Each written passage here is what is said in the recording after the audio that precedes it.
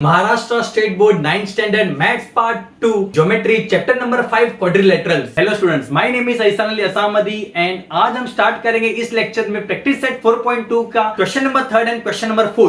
So start करते हैं with our question number 3 and the question is perimeter of parallelogram is 150 centimeter. One of its side is greater than the other side by 25 centimeter. Find the lengths of all sides. सो क्योंकि यहाँ पे एक parallelogram की बात हो रही है, सो मैंने एक पैरेललोग्राम ड्रॉ किया हुआ है. यहाँ पे क्वेश्चन के अंदर पैरेललोग्राम का नेम मेंशन नहीं है, सो मैंने वैसे ही सिर्फ रेफरेंस पर्पस के लिए क्वाड्रिलेटरल जो हमारा एक पैरेललोग्राम है वो ड्रॉ किया है. अगर हमारे पैरेललोग्राम की जब हम बात करेंगे तो उसके सारे प्रॉपर्टीज को आपको रिवाइज कर लेना जब भी एक क्वेश्चन स्टार्ट होता है.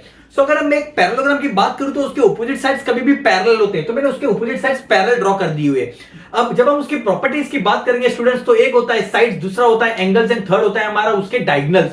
हमारे जो एंगल्स होते हैं उसके ऑपोजिट एंगल्स कभी भी कॉन्ग्रुएंट होते हैं, उसके ऑपोजिट साइड्स कभी भी कॉन्ग्रुएंट होते हैं और उसके डायगोनल्स कभी भी बाइसेक्ट करते हैं एक दूसरे को.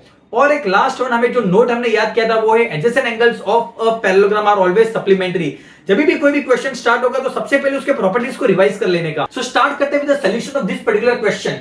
हमें पेरीमीटर दिया हुआ है. पेरीमीटर, वर्ड पेरीमीटर कब आता है? जब हम उसके साइड्स की बात करेंगे. सो यहाँ पे उसकी साइड्स की बात होने वाली है एंड देयरफॉर जो प्रॉपर्टी साइड का है वो मैं याद रखूंगा. And the opposite sides of a parallelogram are congruent. So उस प्रॉपर्टी को लेके हम आगे बढ़ते हैं.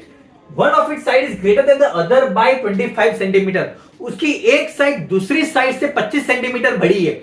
कोई भी क्वेश्चन आपको दिया रहेगा तो सबसे पहले उसको आपके मदर टंग के लैंग्वेज में कन्वर्ट करो ताकि आपको इक्वेशन फ्रेम करने में इजी हो जाएगा.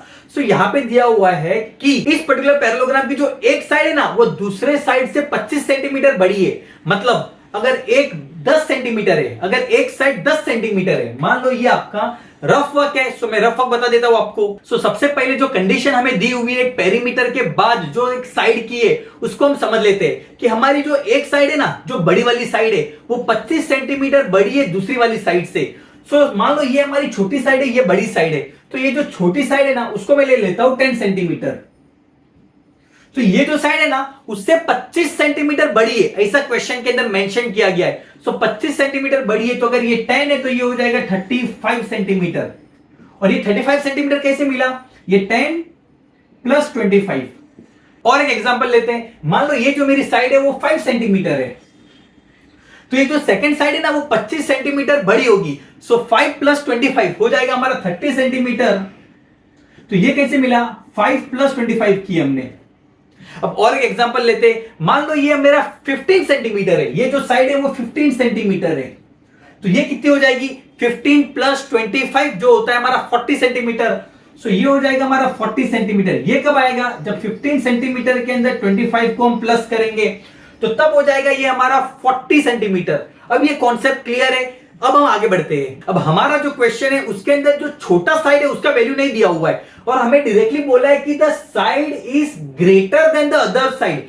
एक साइड दूसरे वाले से बड़ी है, मतलब ये जो साइड है ना वो बड़ी है छोटे वाले साइड से. तो छोटे का मेजरमेंट कितना हुआ है? तो यहां पे हमारे छोटे वाले साइड का मेजरमेंट नहीं दिया हुआ है. सो हम अज्यूम करेंगे कि let the smaller side be x centimetre. मान लो इसको मैं ले लेता हूं x सेंटीमीटर.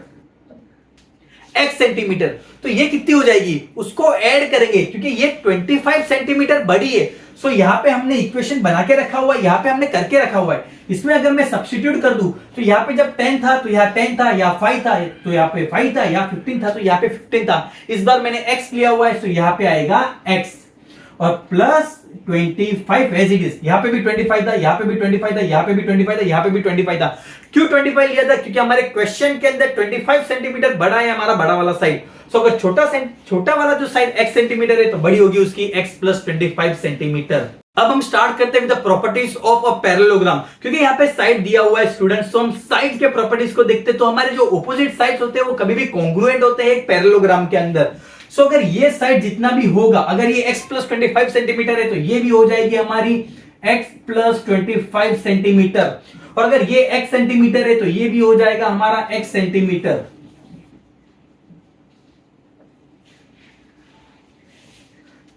क्यों ऐसा हो रहा है? क्योंकि opposite sides of a parallelogram are always congruent to each other. So अब हम आगे बढ़ते हैं. हमारे क्वेश्चन के अंदर और एक कंडीशन दी हुई है जो स्टार्टिंग में हमें बोला था. Perimeter of a parallelogram is 150 centimetre. What is a perimeter? Definition of a perimeter is sum of all sides of a quadrilateral. अगर ट्राइंगल रहेगा तो ट्राइंगल, क्वाड्रिलेटरल रहेगा तो क्वाड्रिलेटरल। तो यहां पे जब सारे साइड्स को अगर आप प्लस करोगे ना तो टोटल होता है हमारा 150 सेंटीमीटर। हमें इस पर्टिकुलर क्वेश्चन के अंदर क्या पूछा है कि find the lengths of all these sides. इसका वैल्यू फाइंड करो, इसका, इसका और चारों साइड्स का वैल्यूज फाइंड करो। आप बोलोगे अरे वैल्यूज तो हमें पहले से पता है, इसका वैल्यू है x + 25, इसका वैल्यू है x + 25, इसका वैल्यू है x और इसका वैल्यू है x। बट ये इन टर्म्स ऑफ x से हमें उसके एक्चुअल वैल्यूज फाइंड करना है। इट मींस हमें यहां पे x के वैल्यूज फाइंड करना है। तो चलो x का वैल्यू फाइंड करते हैं। अब यहां पे क्योंकि एक ही अननोन है, वो है द वैल्यू ऑफ x। सो एक इक्वेशन बनाएंगे, एक इक्वेशन बनाने के लिए एक कंडीशन देंगे क्वेश्चन के अंदर, उस कंडीशन को लेके एक इक्वेशन फ्रेम करते हैं और उसमें से x का वैल्यू हम निकालते हैं। सो क्या यहाँ पे कोई कंडीशन दी हुई है? And yes, the condition is perimeter of a parallelogram is 150 centimetre. So इस पेरीमीटर वाले कंडीशन को लेके हम सम को आगे बढ़ते हैं कि सिंस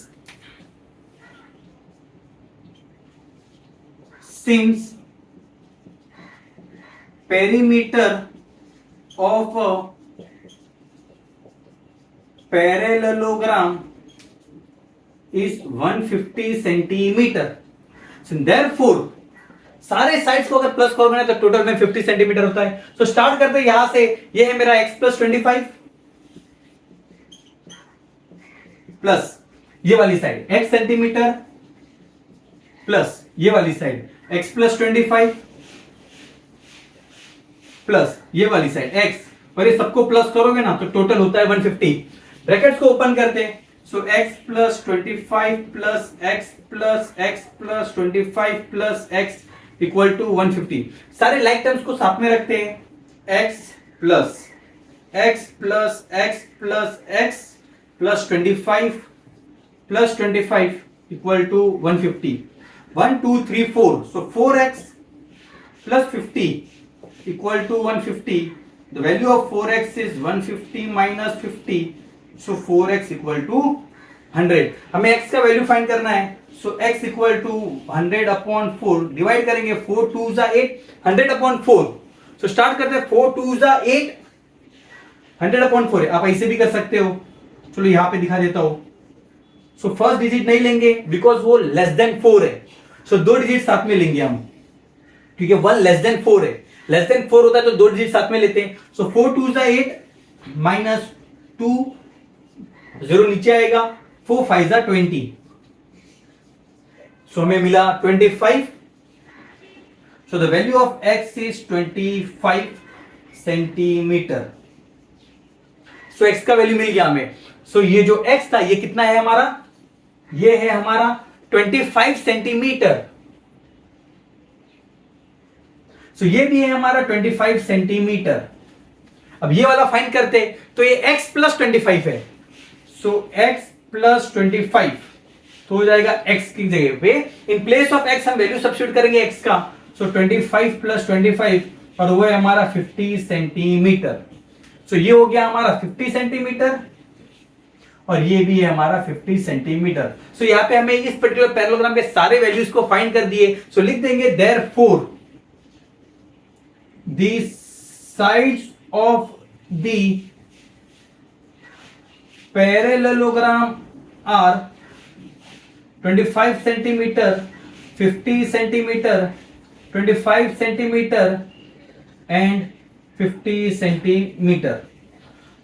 सो यहां पे हमने जो छोटा वाला साइड है उसको x अज्यूम नहीं किया है। सो अज्यूम कर लेते हैं let the smaller side be x centimeter, therefore according to given condition the greater side will be x plus 25 centimetre. Now here हमारा सोल्यूशन कंप्लीट होता है। I hope this is clear.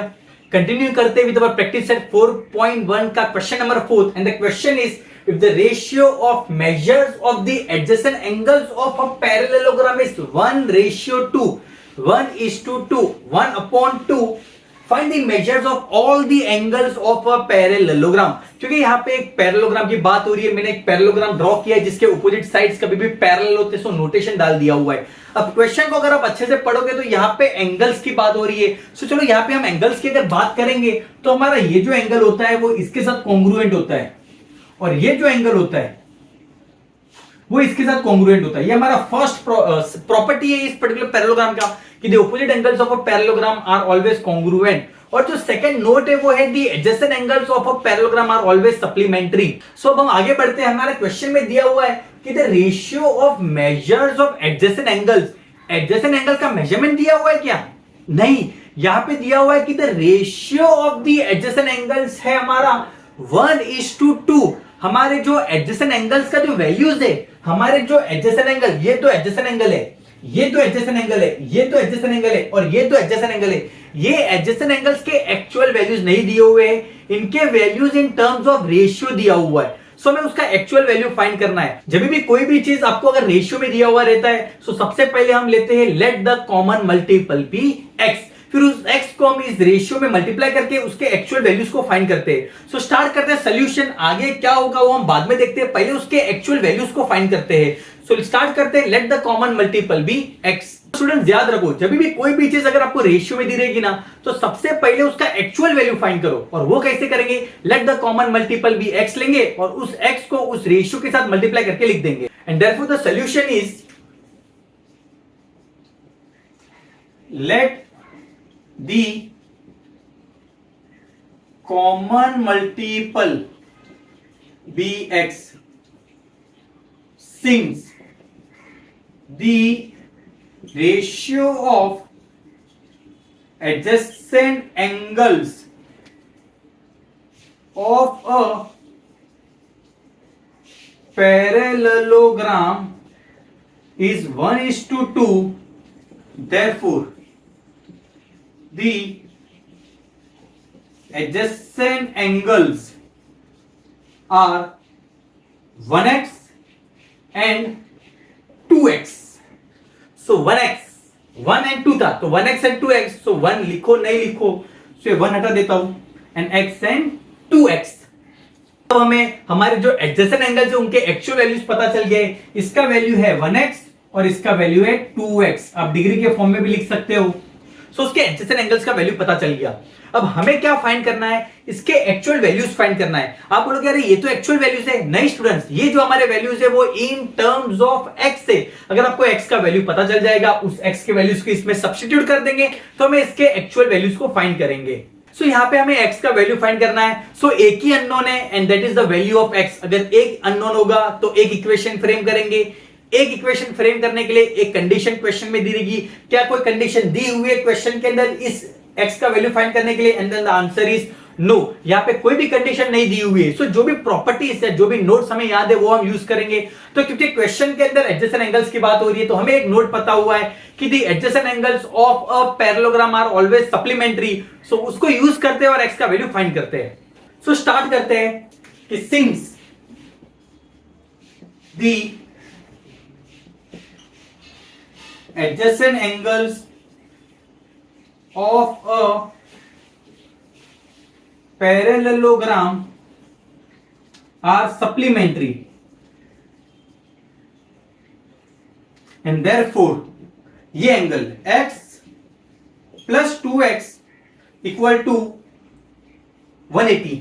दो एंगल को plus करोगे तो 180 होता है, supplementary, and this becomes 3x equal to 180 and x equal to 180 divided by 3, 3 1 जा 3, 3 6 जा 18 and 0 as it is, 3 6 जा 18 and 0 था तो 0 as it is। so x का वैल्यू आ गया हमारा 60। अब इस x के वैल्यूज को हम इसके अंदर सब्स्टिट्यूट करते हैं। so वो है हमारा 2x, so 2 into x के जगह पे 60 लिख देंगे तो ये हो जाएगा हमारा 120 डिग्री। एंड देयरफॉर हमारा जो x था इसका वैल्यू आया हमारा 60 डिग्री और इसका वैल्यू आ गया हमारा 120 डिग्री। एंड हमारे एडजेसेंट एंगल्स कभी भी सप्लीमेंट्री होते हैं। सो क्या ये सप्लीमेंट्री है? 120 plus 60 is 180 and therefore our answer is correct. So हमारे 4 एंगल्स के मेजरमेंट पता चल गए क्योंकि हमारे जो एंगल्स वो कॉन्ग्रुएंट होते हैं। सो अगर ये 60 डिग्री है तो ये भी 60 डिग्री है, 120 डिग्री है तो ये भी हमारा 120 डिग्री है, and therefore the four angles of this particular parallelogram are 60 degree, 120 degree, 60 degree and 120 degree. लिख देते हैं final solution. Therefore the angles of the parallelogram are 60 degree, 120 degree, 60 degree and 120 degree, and this is our final answer.